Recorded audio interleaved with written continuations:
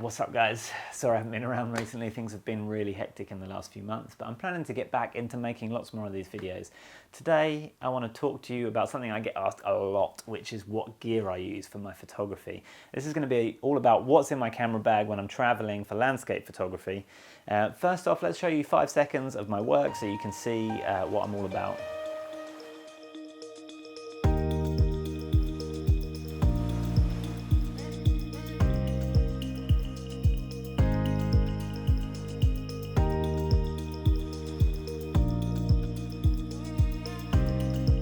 So let's talk about the camera bag first, which is a Lowa Pro Runner. Now, this is a slightly older version. There's a new one out now, but they're kind of similar. They've changed a few bits around, but I'm going to link the new one in the comments below anyway, so have a look. It's the same as any standard camera bag with the Velcro removable and changeable inserts. What I love about this one is it's very sturdy and robust. It's very thick, padded camera bag. Some of the other ones I've had have been very thin and I worry that stuff will get damaged. But this one's great. I'm not going to talk about the inserts because everyone has their own way of doing things. I'm going to lay this down and talk through each item with you guys. So let's start off with the camera. I shoot on a Nikon D850. Had this for about the last year. I think it's a great camera for landscapes. It's extremely high resolution at 45 megapixel and it's got a great dynamic range, which is also really good for landscape. This is actually the D810 I'm showing you here because I want to film on my D850 because it's a lot better. So if anyone spots that, then I'm not lying to you, I do have a D850. So the main workhorse lens I have, which is always sits on my camera when I travel, is the 24-70 f2.8. That's probably the lens I use most for landscapes. If you want to know a bit more about my lens setup, then look at my video below for the best lenses for landscape photography and I'll talk through them in a bit more detail and show you a bit more about what each lens is capable of. My second lens, which is really important to me, is the 14-24mm f2.8. It's obviously super wide angle. It is extremely sharp and it's very good in low light and night photography. And it's probably the lens I use, the second most. Now, my third lens I have with me is the 70-200 f2.8. If I was going to leave a lens at home, it would be this one. It's sometimes absolutely invaluable when you have certain conditions in the distance and you really need to zoom in or compress mountains and things, but in general I use this the least, and it's expensive and it's very big and heavy, so I tried to carry it with me, but if I was to leave one at home, it would be that one. When I made the best lenses for landscape photography video, a lot of people said to me, what about the 16-35mm Nikon? Now, I love that lens, I think it's great, and actually it's probably the perfect range for landscape photography, but the problem with that, with me, is you then have a gap. So you have the gap from 35 up to 70, for example, if you're taking the 70-200, and then I want to take the 24-70 as well with me because I don't want to lose that gap. In that case, you have the same amount of lenses and the 16-35 loses a couple of millimeter in width. So for that reason, I prefer to shoot with what's called the Holy Trinity, which is those 3 lenses I just talked about. Now I always have a backup camera with me, which is the Nikon D810. I don't use a backup camera much, it is for backup, especially when you're shooting for a client and it's on a job. Like, it's so important to have a second camera with you because if you break your main camera, like for example last year in Ireland, I managed to drop my D850 in a river, hit a rock, smashed it and the lens. So if you've got a second camera with you, you're not going to get stuck because often in the mountains or in certain landscapes, you're not at a place where you're going to be able to replace it very easily. The other thing that a second camera is good for is shooting time lapses. So sometimes I'll stick it on my tripod and get some really cool time lapses, and it allows me to still shoot on my second camera. Hoodman Loop is the next thing. Now this is just a small, kind of a magnifying glass really, to look at the back of your screen. So it's just got a small lens in it. It allows you to look at your screen even when it's really bright out. Often you can't see the screen very well, and it's really handy to check your shots and make sure everything's going well. Next camera, and a really important one to me nowadays, is my drone, which is the DJI Mavic 2 Pro. It's a relatively new one, and for you guys that know it, it's got the Hasselblad 20 megapixel camera on it, which is great really. For me it's a perfect all-rounder. I used to use the Phantom 4, which is obviously a much bigger drone. I needed a whole bag just to fit it in, whereas this one, it just fits in this one compartment, you know, the same size as a lens, so it allows me to always have it with me, which is really handy. The controller for it is great as well, it's so small. What they've done with the new one is they've taken the little joysticks off, so you kind of screw them in, and everything folds down really neatly. Because of that, I always have a portable charger with me. In fact, I've got two at the moment in here. This one's great. This X-Storm is really robust, it's waterproof, and charges your phone a few times. This one's Juice Power Station, still pretty good, it's rubber.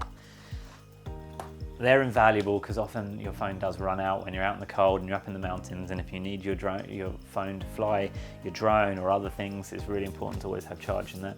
I take a spare battery for the drone. I'd love to bring more, but you have to carry the lithium batteries in your hand luggage, and I don't have the room and the weight capacity to carry more. I find 2 is okay, it's enough. Just make sure you have a charger with you so you can charge them up in the car or in the hotel room. Next up is filters. I have to say I'm not a big filter guy. I don't use graduated ND filters. I prefer to just shoot multiple exposures and blend them later in Photoshop, but I do have ND filters in case it's really bright and I want to do a slow exposure, so that just darkens down the front of your lens and allows you to have a slower exposure so that you can have motion in water, or if you want motion in clouds and things like that. The other one which is really important is a polarizing filter. I have separate ones for different lenses because they're different sizes. These ones are, this one's a Hoya. I'm not too picky with them. I don't use them loads, but I do carry them with me because they can be very useful when you need them. If you want to know a bit more about filters, have a look at my video, Best Lenses for Landscape Photography, and I talk a little bit more about the filters and what they do and why. This thing is really useful. This is a Litra Pro LED light. Now it's designed to be really robust and take out in the field with you. It's kind of drop proof. Oh, I'm losing light, 1 second. This thing is great. It's a little portable LED, but it's super bright, and it's got adjustable white balance as well, so you can have it cold or warm. It's got barn doors on it, so you can kind of direct where the light goes. I find it really useful to see what I'm doing. You can, slot it into your tripod or a light stand, so you can see what you're doing at night, but also it's really good for use in shots. You can light up a tent with it. You can use it as a head torch, or put it on your body so that you can silhouette people against the landscape, as I'll show you in a couple of shots now, so you can see what I've used it for in the past. It's really small and light, it's waterproof, definitely recommend having something like that with you for landscape. It also has some little gels, so you can put little coloured gels in front of it to change the colour of it. Apple AirPods, I love listening to music. I love having them with me when I'm traveling. GoPro, now I've got the GoPro Hero 6, it's an absolutely amazing camera, but I don't use it much for photo, but when I'm shooting vlogs or shooting film for clients, sometimes it's really useful.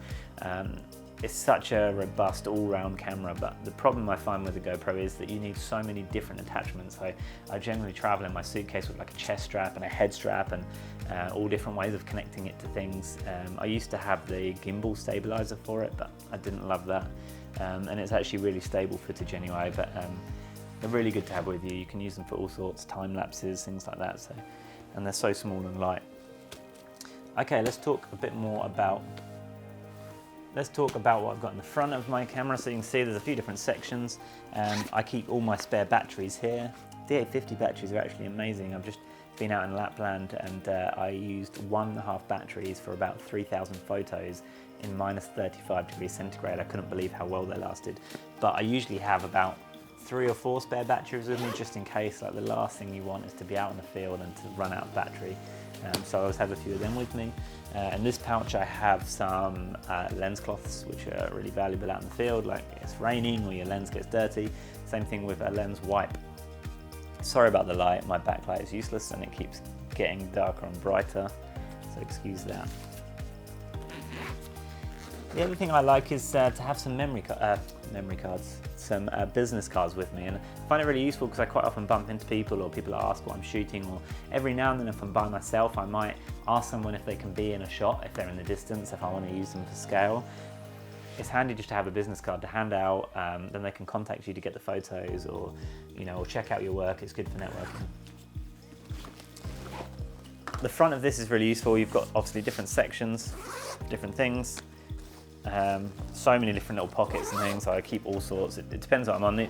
Probably use these more in commercial shoots, but in this one you see it's got multiple like memory card pouches. So I generally travel with like a whole bunch of all different cards with me just to make sure I've got everything.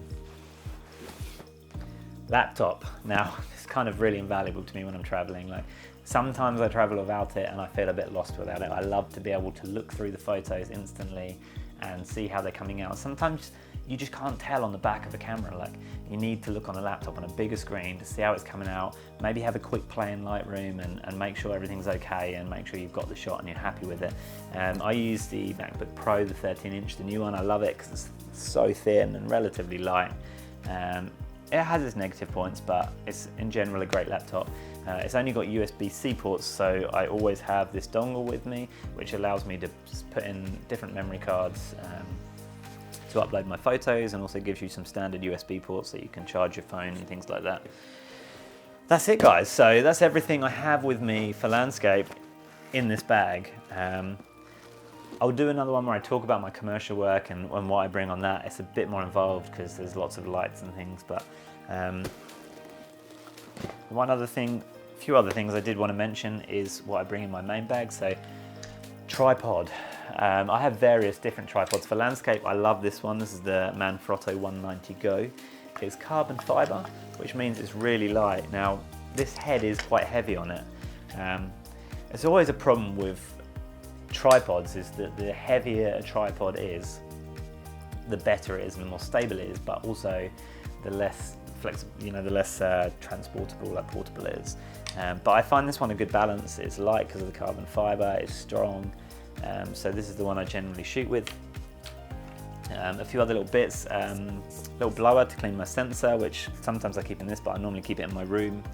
I've got a little Joby GorillaPod, which are also really useful. They're not so good for the big SLRs because they're a bit too heavy for it, although you can get a bigger one. But I use this for the GoPro, so I can wrap it around things, and the GoPro can kind of then stick to anything.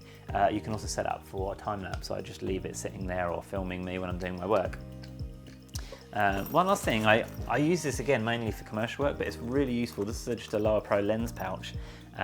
If I want to travel or hike and I don't want to take a full camera bag with me, sometimes I can take just one camera with a lens, and that allows you to have a spare lens. You just put it around your belt, sits there, and you can just use it. It's a bit more transportable, very handy to have. So that's everything. I hope you found that useful. If you've got any questions, please ask below that. I'm going to list out all my kit below, so if you're interested in clicking through anything, have a look in the sections below. Thanks so much for watching, guys.